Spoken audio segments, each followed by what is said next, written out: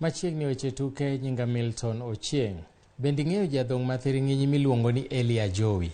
E ripot makende wamenyo Sigand Elly Ajowi manochako kaka jating' osigo e tesen nyamburko kaeto fwenyo talenta mare kaka jadhong'. Sani koro Ajowi owere gadhong'. James Opondo keto e ler. Elly Ajowi ne oweyo sombe klas 8 kendo chako ngimane kaka jating' osigo e tesend geche ma Machakos buore Nairobi. Thuolo nobiro mar donjo e tim mar polis kolero ni min mare mane kinde no ne nigi tuo mar kansa nojiwe mondo odonj e tim mar polis. Tugo moko mimi koso games atugo adek akawo gold te matin tin ma polis onena to yudo ka polis coach nen fomano nyango ma fomano bro ni kijana wado andiki tich madana be no mias support sana ka jima idoko umo na kuon kidwa pesa matin maditugo mi affair. Bang' tugo tuke mag adhong' kuom oweyo higni 20 gikone to nodhi rutaya. Ajowi ma en jagni 39 osetugo ne tim mar polis kuom higni 10 ka koro olero ni ochopo kinde ma koro hike tere rutaya. Kiseromo 40 years to okituga macha inya tugo professional.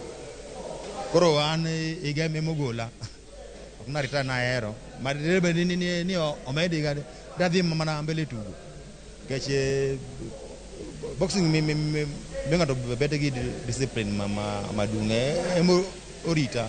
Osetugo ne Kenya e tuke mag Africa Boxing Championships, All Africa Games, Africa Olympic Qualifiers, World Boxing Championships kaachiel gi tuke mag Olympics.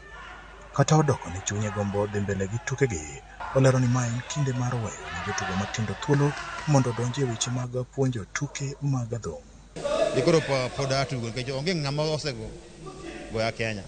Koro ne koro ejosedhi koro abed apar gi manyanya tim.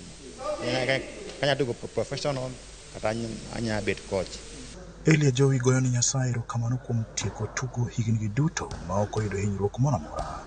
Bende pod omedo jiwo jotugo masani. Boxing dwa discipline mang'eny.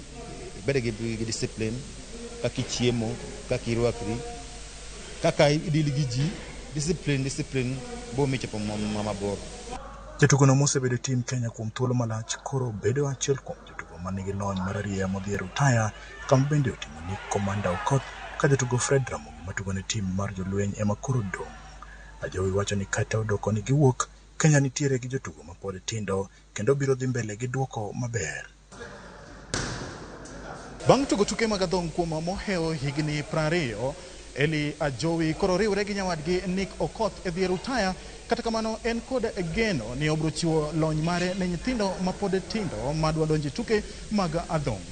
James Opondo, Ramogi TV, Nairobi. E weche mamoko ni jaloch mar rekod